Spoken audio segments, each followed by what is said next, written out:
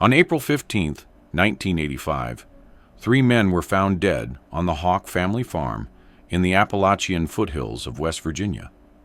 They were trespassers, drunk and armed. The method was systematic, methodical, and deliberate.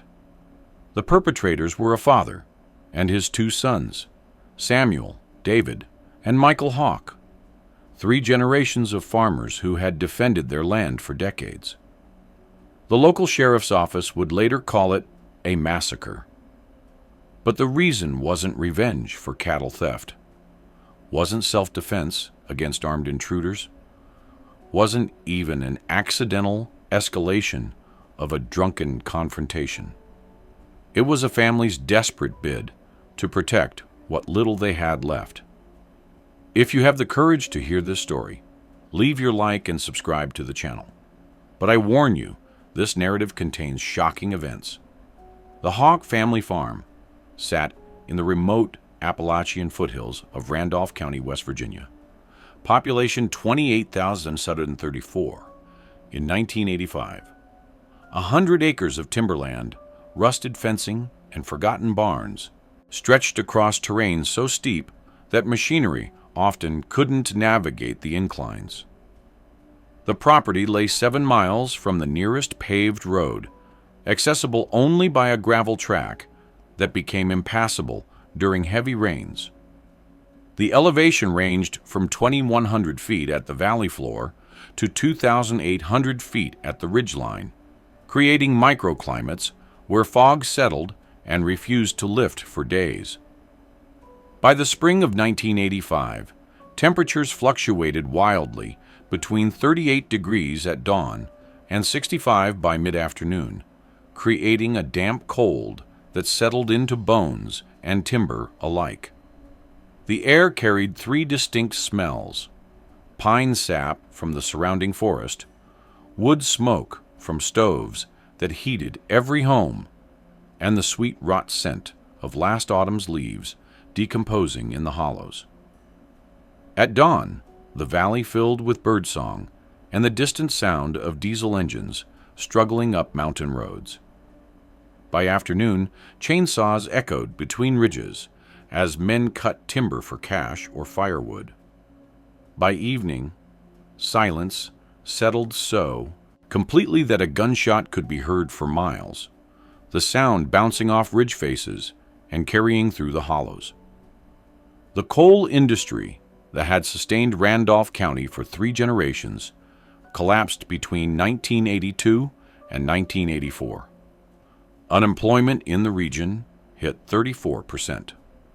The nearest substantial town, Elkins, lay 32 miles away over mountain roads that took an hour to navigate in good weather.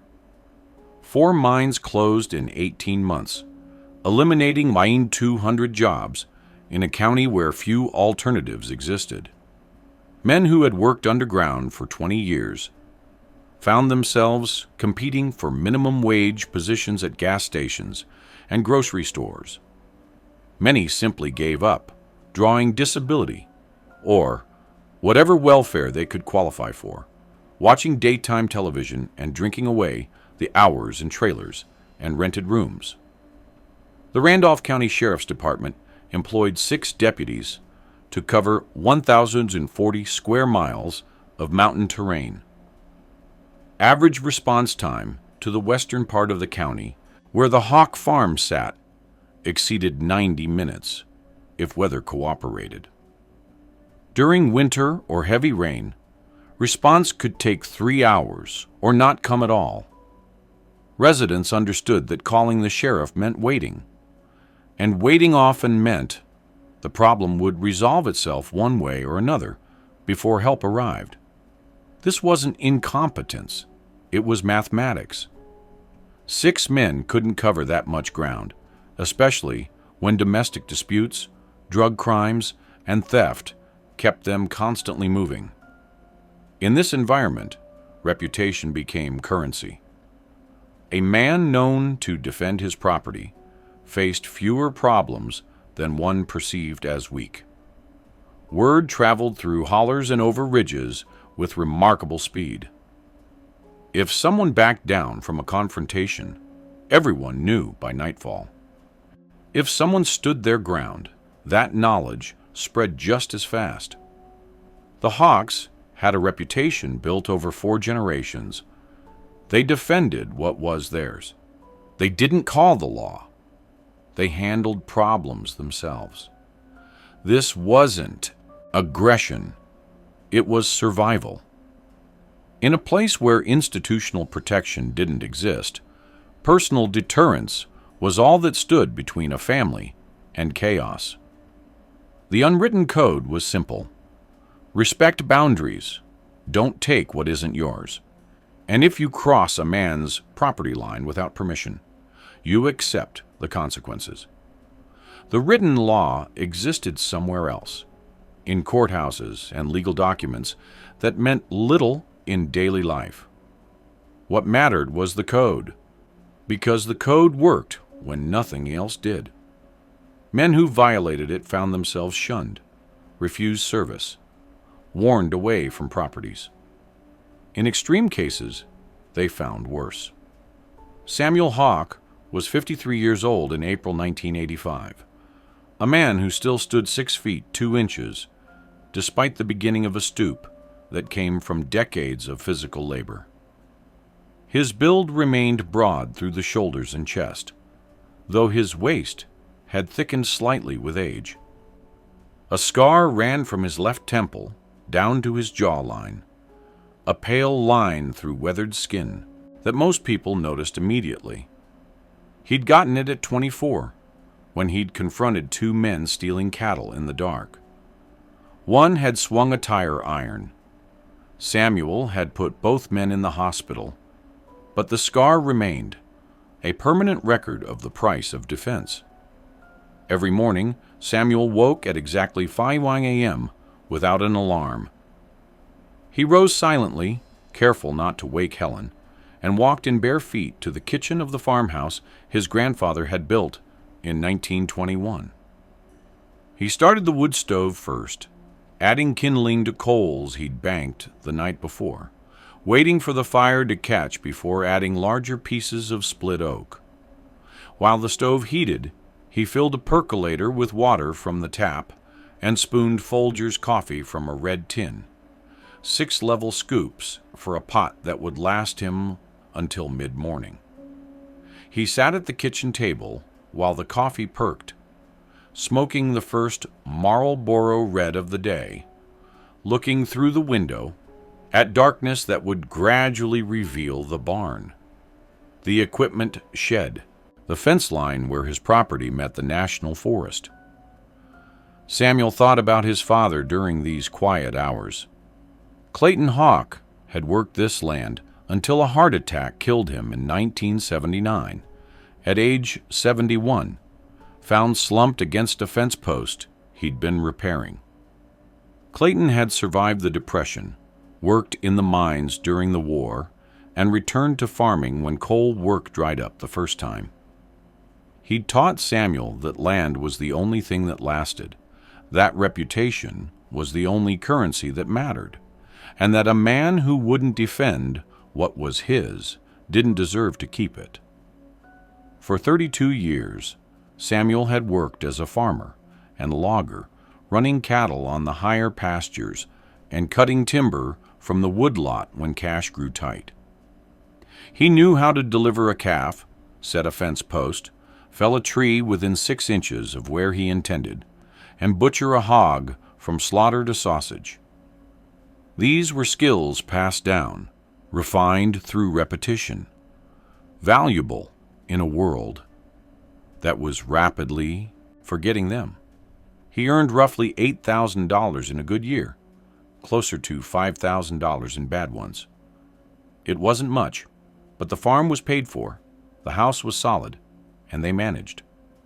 Samuel had served in Vietnam from 1966 to 1968, Army infantry, seeing action in the Central Highlands and the Mekong Delta. He'd been in firefights that left half his platoon dead or wounded. He'd seen what men became when civilization's veneer stripped away. He'd returned with a Bronze Star, a Purple Heart from shrapnel, that still set off metal detectors, and a profound understanding that when violence became necessary, hesitation killed you. The war had taught him to compartmentalize, to do what needed doing without letting emotion interfere. That skill had served him well in the years since. Helen Hawke, born Helen Patricia Morrison, had married Samuel in 1955 at age 18. They'd met at a church social, courted for 4 months, and married in a ceremony attended by 63 people. She was 48 now, weathered by the same hard life, but still strong, still capable of working alongside Samuel when needed. She'd raised 3 children on this farm. David, 28, who'd stayed to work the land. Michael, 24, who'd tried factory work in Elkins, but returned after 6 months. And Rebecca, 26, who'd married and moved to Ohio. The family routine was unchanging. Samuel and his sons worked from dawn until dark most days, maintaining equipment, tending the small herd of cattle, cutting timber, repairing the endless fence line. Helen maintained the house, tended a large garden, and preserved food for winter. Dinner was at 6 p.m. every evening. The family gathered around the same table where Samuel drank his morning coffee. They didn't talk much during meals. The work they shared made conversation unnecessary. Over the past 18 months, the Hawkes had endured a series of violations. Someone had cut the fence on the north boundary and driven off with 2 calves in October 1983. Samuel had found the tire tracks, followed them to the county road, and lost the trail there. He'd reported it to the sheriff's department, knowing nothing would come of it. Nothing did. In February 1984, someone spray-painted obscenities on the equipment shed. In July, they found a butchered deer hung from a tree near the house, taking only the back straps and leaving the rest to rot. In November, someone shot out the windows of the barn.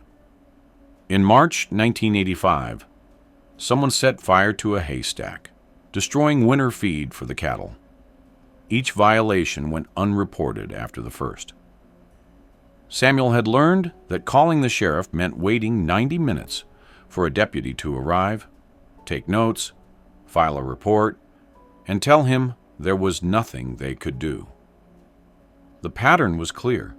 Someone was testing the Hawkes, pushing boundaries, seeing how much they'd tolerate before pushing back. Samuel had promised his father, in the hospital room where Clayton died, that he'd protect the land. That new promise sat in Samuel's chest like a weight, growing heavier with each violation, each insult, each indication that the world saw the Hawkes as weak, as targets, as irrelevant remnants of a dying way of life. What Samuel valued most wasn't the monetary worth of the farm, which a realtor had estimated at maybe $75,000 if they could find a buyer. What he valued was continuity, legacy, the knowledge that his grandfather's work hadn't been wasted, that his father's struggles hadn't been meaningless, that his own life stood for something beyond mere survival. The farm represented that. It was the physical manifestation of 4 generations of Hawke labor, sacrifice, and determination. To lose it would be to lose himself. Samuel's psychological state in early 1985 was that of a man holding on by increasingly frayed threads. He wasn't sleeping well, often waking at 3:12 a.m. and lying in the dark, listening to the house settle. He'd started drinking more, a couple of beers after dinner, becoming 4 or 5. He found himself grinding his teeth, clenching his jaw until his molars ached. Helen had noticed, but said nothing, recognizing the signs of pressure building, hoping it would find a safe release. "You working late again?" Helen had asked one evening in March, finding Samuel in the barn well after dark. Fixing the tractor. David could help. I've got it. Sam, you need rest. I'll rest when the work's done. She'd left him there, knowing that pushing would only make him retreat further. Samuel had learned emotional containment in childhood, refined it in war, and perfected it through decades of hard living. He didn't express feelings. He converted them into action. At the hardware store in Elkins, Samuel was known as a reliable customer who paid cash and didn't waste time. "How's Helen?" the clerk had asked while ringing up fence staples. "Fine. Kids?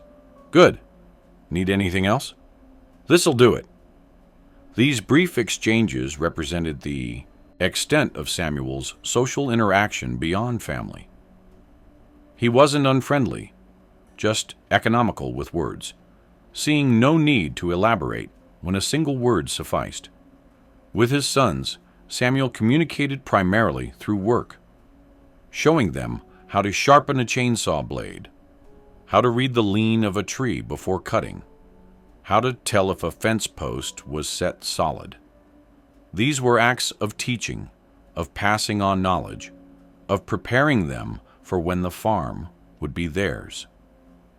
"Like this?" Michael had asked, learning to file a saw chain. More pressure on the downstroke. "Better?" Samuel had examined the work, nodded once, and handed the saw back. That nod contained approval, encouragement, and pride. No words necessary. The object at the center of everything that followed was deceptively ordinary. A steel cattle gate, 12 feet wide, painted red, though the paint had faded and chipped over decades. The gate hung on heavy hinges at the main entrance to the Hawke property, where the gravel track met the county road. Samuel's grandfather had installed it in 1928, forging the hinges himself in the barn's old blacksmith shop. The gate bore the Hawke family brand, a simple H enclosed in a circle, welded into the steel framework. The gate itself had little monetary value, maybe $100 for the scrap metal, but it represented something far more significant: the threshold between the Hawke family's private domain and the outside world. Every vehicle that entered the property passed through that gate. Every visitor, every delivery, every authorized presence crossed that boundary with implicit permission. The gate was the physical manifestation of property rights, of boundaries respected, of control maintained. Samuel oiled the hinges twice a year, in spring and fall, keeping the gate swinging smoothly despite its age.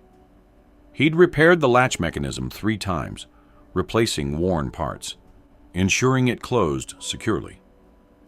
The gate was the first thing visitors saw when approaching the farm, the last thing they passed when leaving. It stood as both invitation and warning. Welcome, if invited. Keep out, if not. For 4 generations, no one had forced that gate open without permission, until April 14th, 1985. Twice in the past month, Samuel had found the gate standing open when it should have been closed. The first time, he'd assumed he'd forgotten to latch it properly. The second time, he'd known better. Someone was opening it deliberately, driving through, and leaving it open as an act of disrespect. "Why would someone do that?" Michael had asked when Samuel mentioned it. "Because they can. Because they think we won't do anything about it." "Should we put a lock on it?" Samuel had considered this, then shook his head. "Shouldn't need a lock. People should respect a closed gate." That principle, the idea that respect should be inherent rather than enforced, would prove tragically insufficient. The 3 men who would die on the Hawke farm came from Morgantown, West Virginia, 73 miles northeast. They were strangers to Randolph County, outsiders with no connection to the region's codes or history. Their presence was accidental, their destination arbitrary, their decision to cross the Hawke property line, the kind of thoughtless choice that compounds into catastrophe. Ray Hutchins was 32 years old, a construction worker who'd been laid off 6 weeks earlier when the commercial project he'd been working on lost funding. He stood 5 feet 11 inches with a heavy build going soft from unemployment and beer. His brown hair was thinning, and his face had the reddish complexion of someone who drank too much and slept too little. Ray had a girlfriend, Jennifer, and a 3-year-old son, Tyler, living in a rental house in Morgantown. He wasn't a good boyfriend or father, but he tried in his limited way, showing up for Tyler's birthday parties and giving Jennifer money when he had it. Ray had worked construction for 14 years, specializing in concrete work. He was skilled, reliable when sober, and had once harbored ambitions of starting his own contracting business. That dream had faded as layoffs became routine and the regional economy collapsed. By April 1985, he was collecting unemployment and spending most afternoons at bars, nursing cheap beer and complaining about how the world had screwed him over. "I'm good at what I do," Ray would tell anyone who'd listen. "Ain't my fault there's no work." It was true, as far as it went. Ray was competent, but competence meant little in an economy with no demand for labor. Bobby Nichols was 29, Ray's friend since high school. Bobby had never held steady employment, drifting between jobs at gas stations, warehouses, and fast food restaurants. He was thin, almost gaunt, with nervous energy that manifested in constant movement, tapping feet, drumming fingers, picking at labels on beer bottles. Bobby had dropped out of high school at 16, gotten his GED at 22, and spent the years between doing as little as possible. Bobby lived with his parents in a mobile home outside Morgantown. He contributed nothing to household expenses, spent his days watching television or working on a motorcycle he'd been rebuilding for 3 years. His parents had long since stopped asking him to leave, resigned to supporting him indefinitely. Bobby had no spouse, no children, no responsibilities beyond himself. He filled his time with beer, marijuana, when he could afford it, and aimless drives through back roads with Ray. Dale Carpenter was 26, the youngest of the three. Dale had worked at an auto parts store in Morgantown for 4 years, making $4.50 an hour. He lived alone in a studio apartment, drove a rusted 1976 Chevy Nova, and spent most of his free time hunting or fishing. Dale was quieter than Ray or Bobby, more thoughtful, though still prone to the same poor decisions that characterized their circle. He'd grown up with an alcoholic father who'd beaten him regularly until Dale turned 16 and hit back, breaking his father's jaw. They hadn't spoken since. Dale had a sister, Amy, 2 years younger, who'd moved to Pittsburgh to escape their family. Dale called her once a month, checking in, making sure she was okay. She was the only person he truly cared about, the only connection that mattered. "You should leave, too," Amy had told him during their last call. "There's nothing for you there." "I'm managing." "You're surviving." That's not the same thing. Dale had promised to think about it, knowing he wouldn't. Morgantown was what he knew. Leaving required energy and hope he didn't possess. The 3 men had no criminal records beyond minor traffic violations. They weren't predators or career criminals. They were simply men adrift in a collapsing economy, filling empty hours with beer and bad decisions, operating without the kind of forward thinking that prevents catastrophe. The afternoon of April 14th, 1985, Ray, Bobby, and Dale had been drinking at Ray's house in Morgantown since noon. They'd gone through 2 cases of Budweiser and were discussing what to do with the rest of Sunday. "We could drive somewhere," Bobby had suggested. "Where?" "I don't know. Out in the country. Do some shooting." Ray had a .30-30 Winchester rifle he'd inherited from his grandfather. Bobby owned a .22 pistol he'd bought at a pawn shop. Dale had a 12-gauge shotgun he used for duck hunting. They'd decided to load the guns in Ray's truck, buy more beer, and find somewhere remote to shoot cans and bottles. "Where are we going?" Dale had asked as they loaded the truck. "South," Ray had said, picking a direction arbitrarily. "Find some woods." They'd driven out of Morgantown at 3:30 p.m., already drunk, heading south on Route 119 with no destination in mind. The radio had played country music. They'd smoked cigarettes and opened fresh beers. The afternoon had felt like freedom, like escape from unemployment and failure, and the grinding weight of going nowhere. They'd turned onto smaller roads, following signs toward national forest land, looking for a place remote enough that gunshots wouldn't draw attention. At 5:15 p.m., they'd reached the gravel track that led to the Hawke farm. Ray had seen the road cutting into the forest and assumed it led to public land. "This looks good," Ray had said, turning onto the gravel. "You sure we can go back here?" Dale had asked. "It's not posted." This was a lie or a mistake.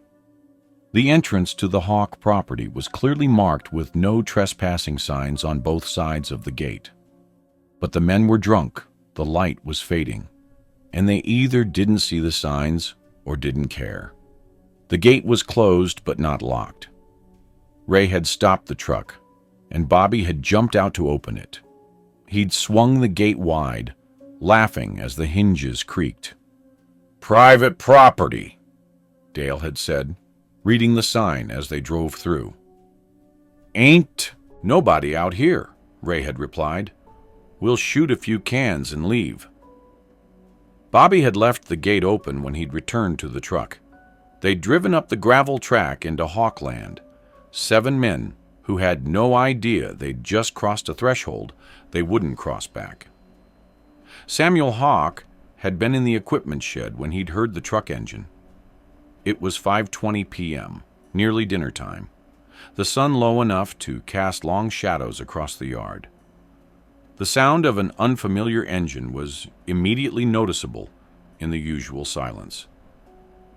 Samuel had walked to the shed door, looking down the track, seeing a truck he didn't recognize approaching the house. David had been in the barn.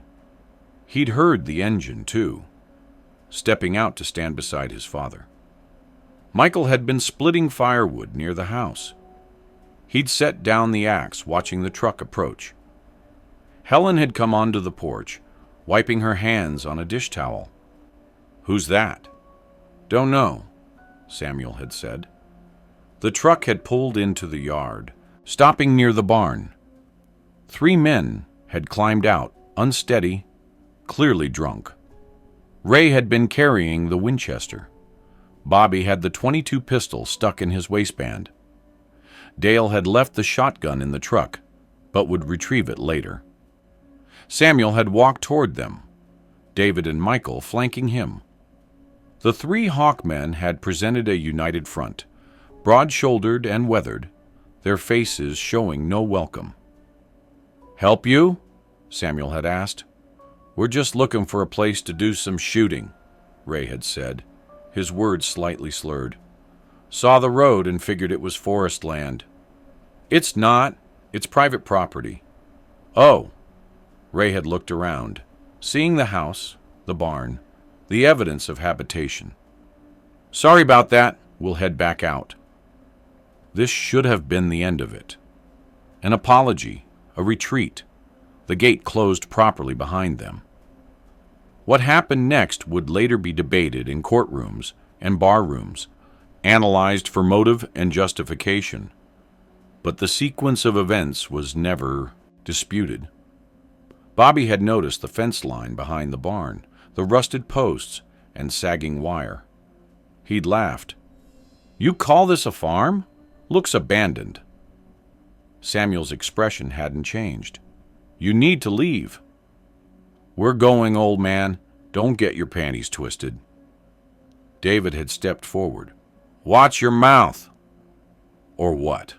Bobby had challenged, emboldened by beer and stupidity. Ray had put a hand on Bobby's shoulder. "Come on, let's go." But Dale had been walking around the yard, looking at the equipment shed, the old tractor, the houses peeling paint. "This place is a dump. You actually live here?" Michael had clenched his fists. "You need to get back in your truck."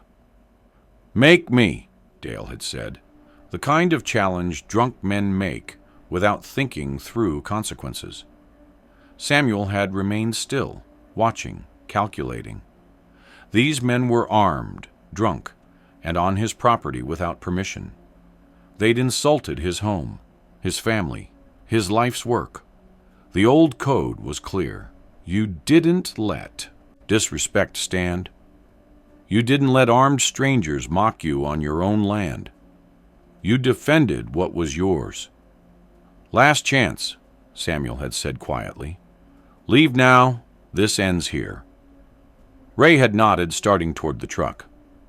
But Bobby had been too drunk and too stupid to recognize the warning in Samuel's voice. "What you gonna do, old man? You think you scare us?" Bobby had pulled the .22 from his waistband, not pointing it at anyone, just holding it casually, a gesture meant to intimidate.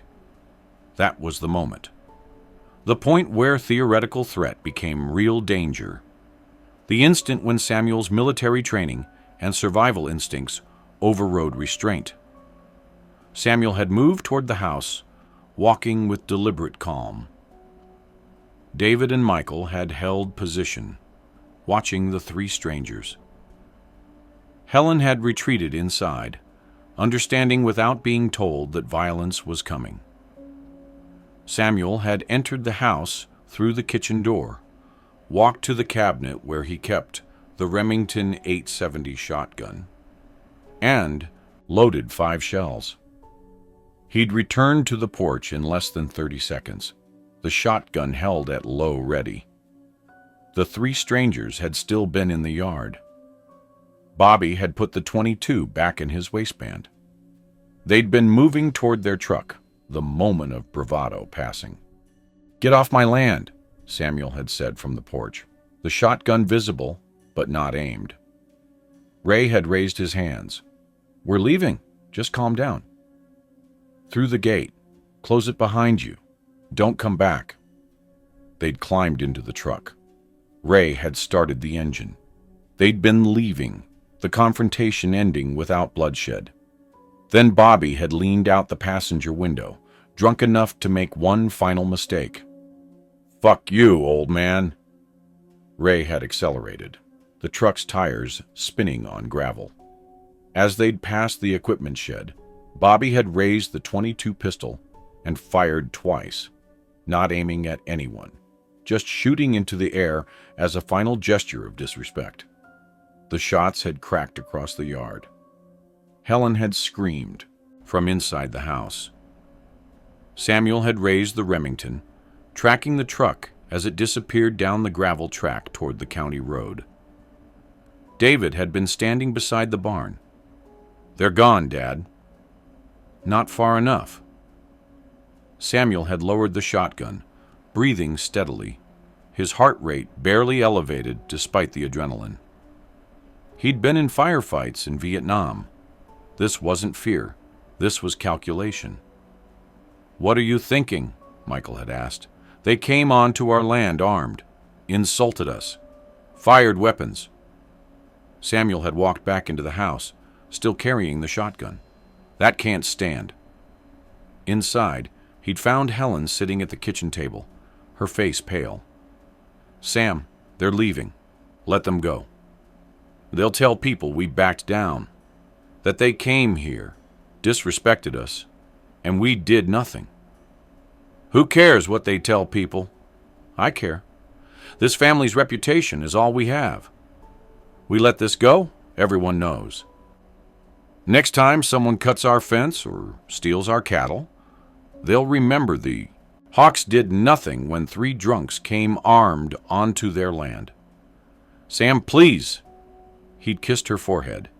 I know what I'm doing. Samuel had walked to the cabinet, pulling out ammunition. He'd called to his sons. David, Michael, come here.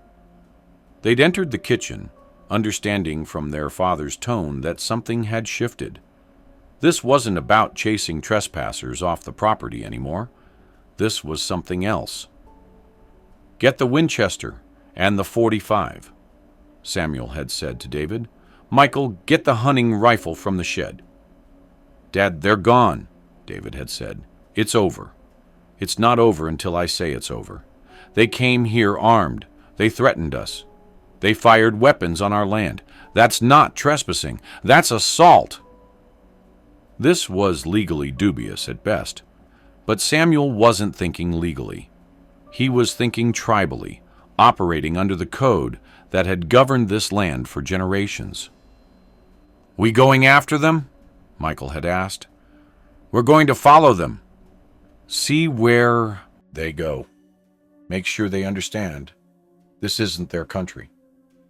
Helen had stood. Samuel, if you do this, you'll go to prison. Or I'll make sure they never come back here and tell everyone they know that Hawke land is defended. This is crazy. This is necessary. David and Michael had exchanged glances, then nodded. They were their father's sons, raised in the same code, believing in the same principles. If Samuel said it was necessary, they'd follow. Samuel's mother, Dorothy, had arrived at 5:45 p.m., walking from her small house across the yard. She'd heard the gunshots, seen the truck leaving, and known something was wrong. She'd entered the kitchen, seeing the weapons on the table, reading her son's face. Samuel, what are you planning? Those men came onto our land armed, threatened us, fired weapons.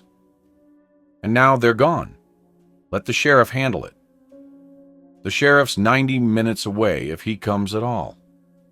By the time he gets here, those men will be in Morgantown, telling everyone how they came onto Hawke land and we did nothing. Dorothy had walked to her son, placing her hand on his cheek the way she had when he was a child. Listen to me. Whatever you're thinking, it's not worth what it'll cost you. Ma, I can't let this stand. You can. You just choose not to. She'd looked at her grandsons. David, Michael, don't follow him down this path. David had looked away. Michael had said nothing. Dorothy had turned back to Samuel. Your father defended this land his whole life. He never killed anyone doing it. His world was different. His world had the same laws you're about to break. Samuel had picked up the Remington. I love you, Ma, but this is my decision. Dorothy had left, returning to her house, where she'd kneel and pray for her son's soul and the souls of the men he was about to kill. At 6:00 p.m., Samuel, David, and Michael had climbed into Samuel's truck. They'd driven down the gravel track through the gate that still stood open, turning onto the county road in the direction the strangers had gone. The sun was setting, temperature dropping to 42 degrees. The truck's headlights cut through gathering darkness. Samuel drove steadily, his hands relaxed on the wheel, his mind clear. They'd followed the county road for 3 miles before seeing the stranger's truck parked at a pull-off near the National Forest boundary. Ray, Bobby, and Dale had stopped to drink more beer, to shoot their guns at cans they'd set on a fallen log, to laugh about the confrontation with the crazy old farmer. Samuel had driven past without slowing, continuing another half-mile before pulling onto a logging road. He'd turned off the engine, and the three Hawke men had sat in darkness, waiting. "What's the plan?" David had asked. "We go back. We make sure they understand they're not welcome in this county." "How do we make sure?" Samuel had checked the Remington's chamber. "However we need to." They'd walked back through the forest, approaching the pull-off from uphill, using terrain and fading light for cover. Samuel had moved with the tactical precision learned in Vietnam, hand signals directing his sons into position.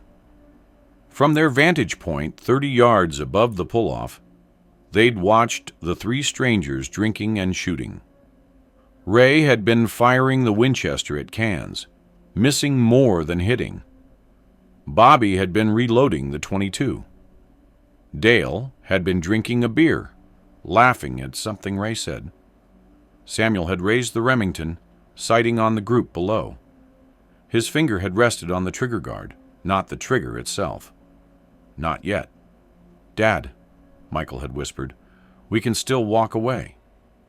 "No," Samuel had said, "we can't." What Samuel didn't know, couldn't have known in that moment, was that his decision would result in 3 deaths, his imprisonment, and the destruction of everything he was trying to protect. That the farm would be lost anyway. That his reputation would be destroyed far, more thoroughly than any trespasser could have managed. That the code he was defending would die with him. But in that moment, on that hillside, with the Remington in his hands and 3 armed strangers below, Samuel believed he was doing what needed to be done. 7:12 p.m. Monday, April 14th, 1985. Temperature 39 degrees.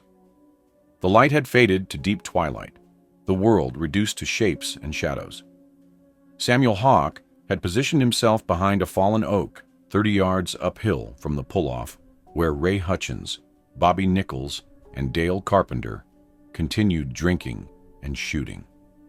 David was 15 yards to Samuel's left, the Winchester rifle braced against a tree. Michael was 10 yards to the right, lying prone with the .45 pistol, though at this range the pistol would be nearly useless. Samuel had arranged them in an L-shaped ambush, a formation he'd learned in the Central Highlands 20 years earlier. The 3 strangers had been completely unaware. Ray had been attempting to shoot a beer can off a stump, missing repeatedly, his friends mocking his aim. Bobby had been reloading the .22, fumbling with the magazine. Dale had been sitting on the truck's tailgate, drinking, watching. Samuel had pressed the shotgun stock against his shoulder, sighting down the barrel. His breathing was steady, his heartbeat slow. This was familiar. He'd been here before, in different terrain with different targets, but the physiology was the same. The moment before violence required calm, not rage. "Last chance to walk away," David had whispered, though whether he was talking to himself or his father wasn't clear. Samuel had not responded. His finger had moved from the trigger guard to the trigger itself, taking up slack. Below, Ray had fired again, the Winchester's crack echoing off the hillside. The can had remained on the stump. "You couldn't hit water if you fell out of a boat," Bobby had said, laughing. Ray had lowered the rifle, laughing too. "Fuck off." These would be the last words spoken before the shooting started. Samuel had aimed at the center of the group, not targeting any specific person, just putting rounds into the kill zone. He'd squeezed the trigger.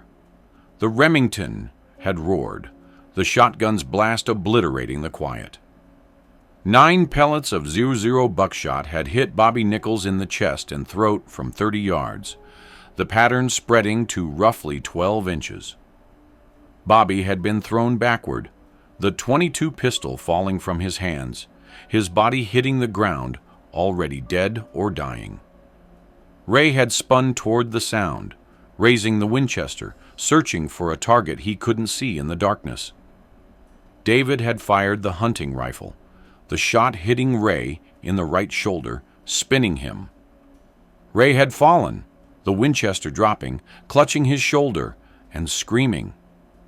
Dale had jumped from the tailgate, running for the truck's cab, trying to reach the shotgun he'd left inside. Samuel had fired again, the second shotgun blast hitting Dale, in the back and side from 25 yards. Dale had fallen against the truck's door, sliding down, leaving a blood trail on the paint. "Stop shooting!" Ray had screamed from the ground. "Jesus Christ, stop!" Samuel had ejected the spent shells, loaded 2 fresh ones, and advanced down the hillside. David and Michael had followed, emerging from the tree line, with weapons raised. Ray had been lying on his back, his right arm useless, blood soaking through his jacket.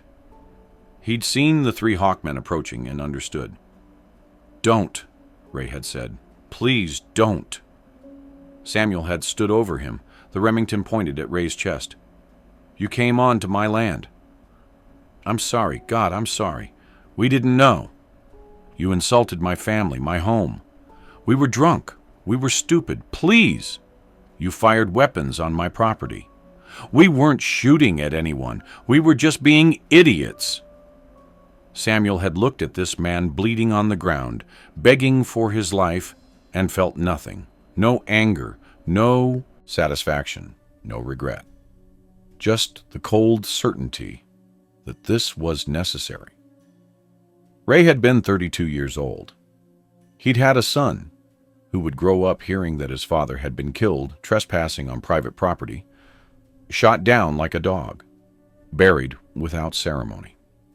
Jennifer would struggle for years, working 2 jobs to support Tyler, never forgiving Ray for getting drunk and making stupid decisions that left her alone.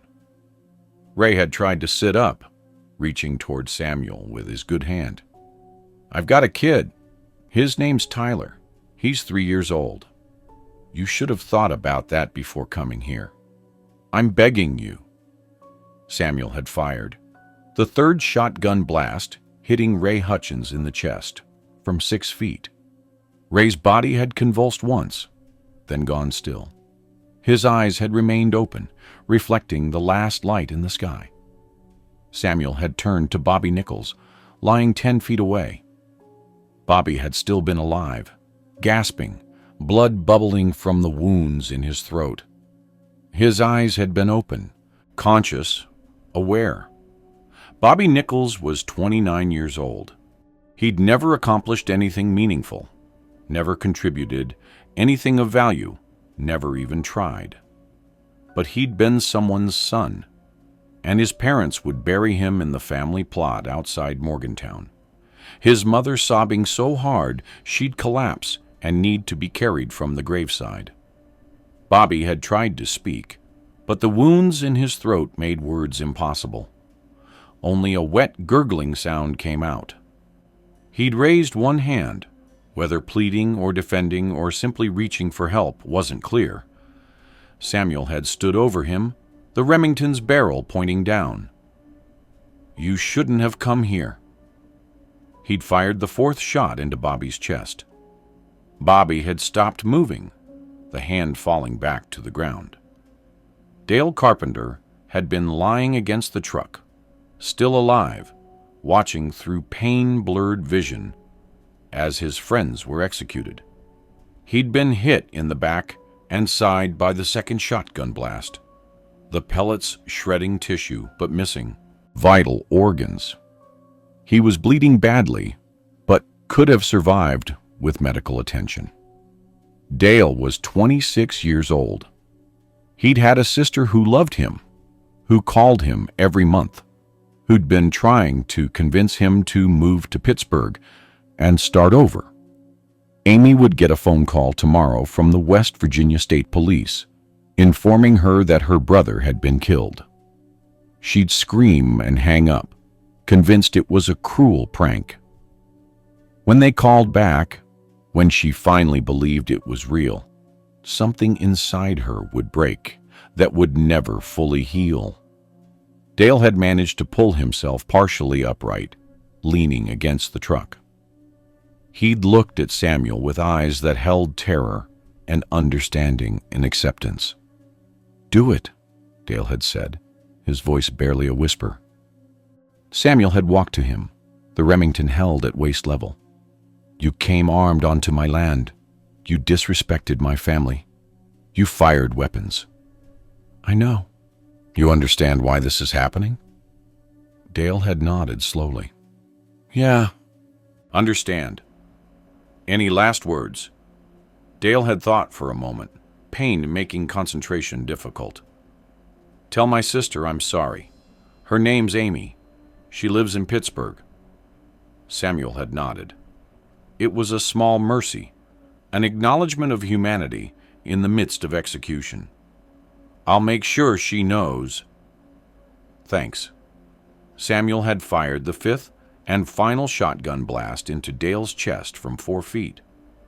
Dale had slumped sideways, sliding down the truck's door to the ground, his eyes closing. The 3 Hawke men had stood in the pull-off, surrounded by the bodies of 3 strangers, the smell of gunpowder and blood heavy in the air. The forest was silent, except for the ringing in their ears from the gunshots. David had walked to Bobby's body, looked down at the damage, then turned away and vomited against a tree. The reality of what they'd done, the transition from abstract justification to concrete gore, had overwhelmed him. Michael had remained frozen, holding the .45 he'd never fired, staring at the bodies with an expression of shock and horror. "Dad, what did we do?" "What we had to do," Samuel had said, already reloading the Remington with practiced efficiency. "They were leaving. They were drunk idiots, but they were leaving. They came armed onto our property. They insulted us. They fired weapons. That can't stand. So we killed them? So we defended what's ours." But even as Samuel had said it, something had shifted in his chest. A small crack in the certainty that had sustained him through the shooting. He'd looked at the 3 bodies, really looked at them, seeing the youth in their faces, the cheap clothes, the rusted truck. These weren't hardened criminals or professional threats. These were desperate men, drunk and stupid, making bad decisions in a world that had given them few good options. For just a moment, Samuel had wondered if he'd made a terrible mistake. Then he'd pushed the thought away, sealing the crack, returning to the certainty he needed to function. "Get their weapons. We're taking everything back to the farm." "Why?" David had asked, wiping his mouth. "Evidence. If anyone asks, we'll say they came onto our property armed. We defended ourselves. They ran. We don't know what happened after that." "Dad, that's not going to work. We hunted them down and executed them. We defended our property against armed trespassers. That's the story. You understand?" David and Michael had nodded, though their eyes showed they understood the difference between the story and the truth. They'd collected the weapons, the Winchester, the .22 pistol, the shotgun from inside the truck. They'd searched the bodies, taking wallets to check identification. Ray Hutchins, Morgantown. Bobby Nichols, Morgantown. Dale Carpenter, Morgantown. Samuel had noted the addresses, committing them to memory, then put the wallets back. "Leave everything else. We were never here." They'd walked back through the forest to where they'd left their truck, carrying the weapons. The hike took 20 minutes. Nobody spoke. At 7:45 p.m., they'd driven back to the Hawke farm, arriving to find Helen and Dorothy waiting on the porch. The women had known from the sound of distant gunshots that something terrible had happened. Helen had looked at her husband's face and seen the answer before asking the question. How many? 3. She'd closed her eyes, grief and horror washing over her. God forgive you. He won't, Samuel had said, the same words he'd spoken months later, in a different context. But it doesn't matter. Dorothy had walked to Samuel, her 81-year-old frame straightening with righteous fury. You damned fool! You've thrown away everything. I defended our land. You murdered 3 men. They came armed. They threatened us. They fired weapons on our property. And then they left. You hunted them down and killed them. Samuel had said nothing, because his mother was right, and they both knew it. What happens now? Helen had asked quietly. Now we wait for someone to find them. When the sheriff comes, we tell them 3 armed men came onto our property. We ran them off. We don't know anything about what happened after. Samuel, they'll figure it out. Maybe, maybe not. Either way, we're standing on principle. We defended what's ours. But the certainty in his voice had been hollow, a performance for his family and himself. Deep down, in a place he wouldn't acknowledge for years, Samuel had already begun to understand that he'd destroyed everything he'd been trying to protect. While the Hawke family had gathered in their kitchen, trying to construct a narrative that would survive investigation, in Morgantown, Jennifer was putting Tyler to bed. She'd called Ray's phone twice, gotten no answer, and assumed he was still out drinking with his idiot friends. She'd been annoyed, but not worried. Ray would show up eventually, hungover and apologetic. She'd read Tyler a bedtime story, tucked him in, kissed his forehead.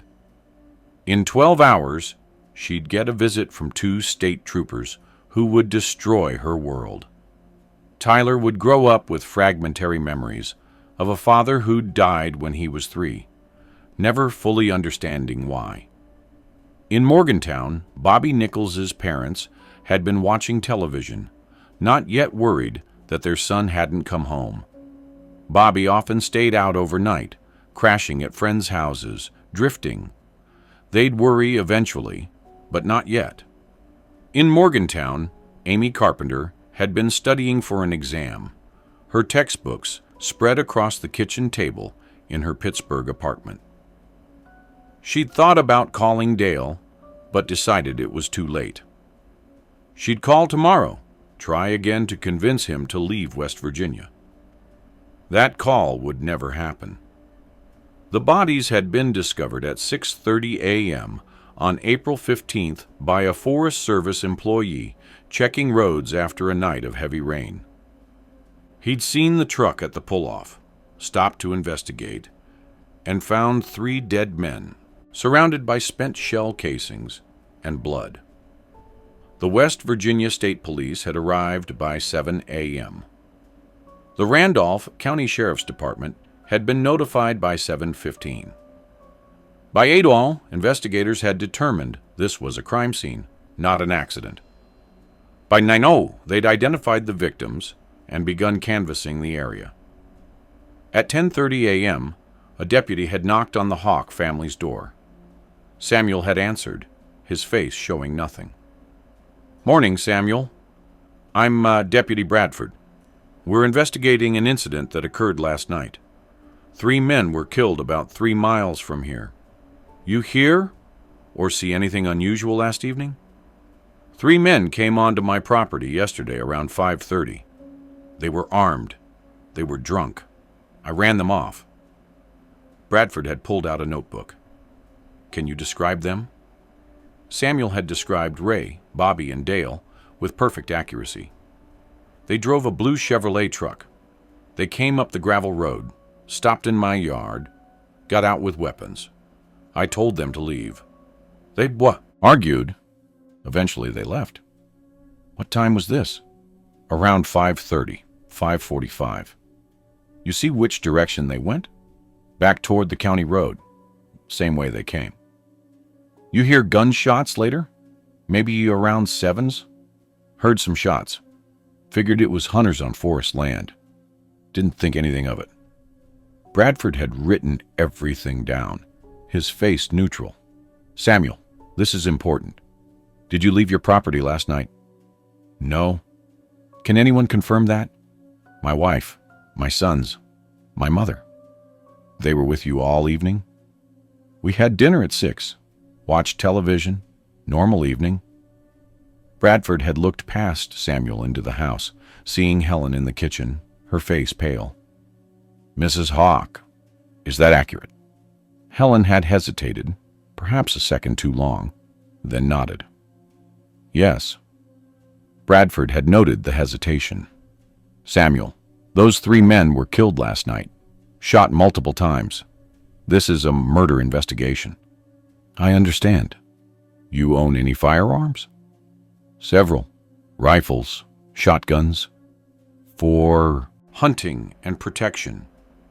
I'm going to need to see them. Samuel had led Bradford to the gun cabinet, opening it to reveal the Remington, still uncleaned, residue visible in the barrel.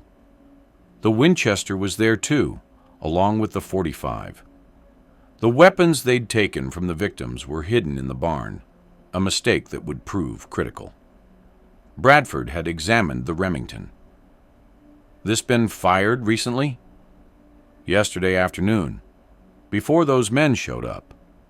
I was shooting groundhogs in the back pasture. Anyone see you do that? My sons. Bradford had bagged the Remington as evidence. I'll need to take this for ballistic testing. I understand. Over the next 6 hours, state police investigators had processed the scene at the pull-off, collecting shell casings, photographing blood patterns, documenting everything. The forensic evidence had told a clear story. The victims had been shot from uphill, in an ambush, not in a face-to-face confrontation. The angle of wounds, the distribution of shell casings, the blood spatter patterns all indicated the shooters had been positioned above and behind the victims. At 4 p.m., investigators had found boot prints on the hillside above the pull-off. The tread pattern matched boots found in Samuel Hawke's house. At 5:30, they'd obtained a search warrant. At 6 gal, they'd returned to the Hawke farm with 12 officers. The search had uncovered the victims' weapons in the barn, hidden under a tarp. Forensic testing would later confirm that none of those weapons had been fired during the incident, contradicting Samuel's claim that the victims had shot at him first. At 7 p.m. on April 15th, Samuel, David, and Michael Hawke were arrested and charged with 3 counts of first-degree murder. The trial began on October 7, 1985, in the Randolph County Courthouse. The prosecution presented overwhelming physical evidence. Ballistic matches between the Remington and the wounds on all 3 victims. Boot prints placing the Hawkes at the scene, the victims' weapons found at the Hawke farm, proving premeditation and cover-up. The defense, led by a court-appointed attorney named Robert Mills, had argued a version of self-defense and defense of property. Mills had presented the history of violations against the Hawke farm, the inadequacy of law enforcement response, the victim's criminal trespass with weapons. Samuel had taken the stand on the 4th day of the trial. Mr. Hawke, did you kill Ray Hutchins, Bobby Nichols, and Dale Carpenter? The prosecutor, a woman named Sarah Chen, had asked. Yes. Why? They came onto my property armed. They threatened my family. They fired weapons. I defended what's mine. They were leaving when you shot them, weren't they? They'd already violated my property, shown disrespect, fired weapons. The threat wasn't over just because they drove away. So you followed them, tracked them down, and executed them. I made sure they understood that. Hawke land is defended. Chen had walked to the jury box, making sure every member was looking at Samuel. Mr. Hawke, those 3 men had no criminal records. They were unemployed, drunk, and stupid, but they weren't violent criminals. They made a mistake driving onto your land. But you didn't give them a chance to learn from that mistake, did you? You hunted them down and killed them. I defended my property and my family's reputation. Your reputation. You killed 3 men for your reputation. Samuel had looked at the jury, his face showing no remorse. In my world, reputation is survival. If word got out that armed men could come onto Hawke land, insult us, fire weapons, and face no consequences, we'd be targets for every criminal in the region. I did what I had to do. The jury had deliberated for 8 hours over 2 days. The verdict had come back on October 15th. Guilty on all 3 counts of first-degree murder for Samuel Hawke. Guilty of conspiracy and accessory to murder for David and Michael Hawke. Samuel had been sentenced to 3 consecutive life terms without possibility of parole. David received 35 years. Michael received 25 years. The Hawke family farm had been seized by the state to pay legal fees, court costs, and civil judgments awarded to the victims' families. It had been auctioned on December 3, 1985, purchased by a timber company for $48,000. The timber was harvested over the next 2 years, leaving the land stripped and scarred. The house had been vandalized repeatedly, finally burning in 1997. The barn had collapsed in a windstorm in 2004. The gate where the victims had first crossed onto Hawke land, the red gate with the welded H in circle brand, had been removed by the timber company and sold for scrap. The physical threshold that Samuel had killed to defend no longer existed. Helen Hawke had filed for divorce in 1986, unable to reconcile her husband's actions with the man she'd married. She'd moved to Ohio to live with their daughter Rebecca, working as a cashier at a grocery store until her death from cancer in 2003. Dorothy Hawke, Samuel's mother, had died in her sleep on November 2nd, 1985, 3 weeks after the verdict. The doctor listed heart failure, but everyone understood it was grief and shame. Jennifer had raised Tyler alone, working 2 jobs, never dating again.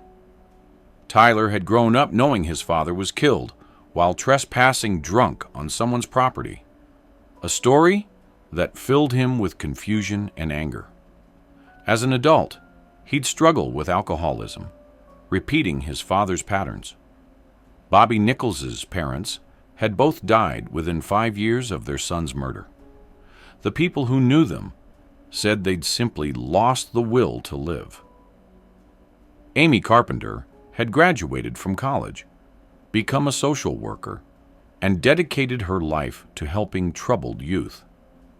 She'd never married, never had children, saying she'd seen what violence did to families and didn't want to risk it. Was Samuel Hawke a murderer? Yes.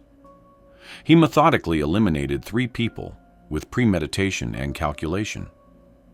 Ray Hutchins, who had a 3-year-old son who needed him despite his flaws. Bobby Nichols, whose parents loved him despite his failures. Dale Carpenter, who had a sister trying to save him from the life he was living. Was he also a man operating under a code that had governed Appalachian property rights for generations, abandoned by a legal system that couldn't protect his land, defending the only legacy he had left? Also, yes. The uncomfortable truth is that both things can be true simultaneously.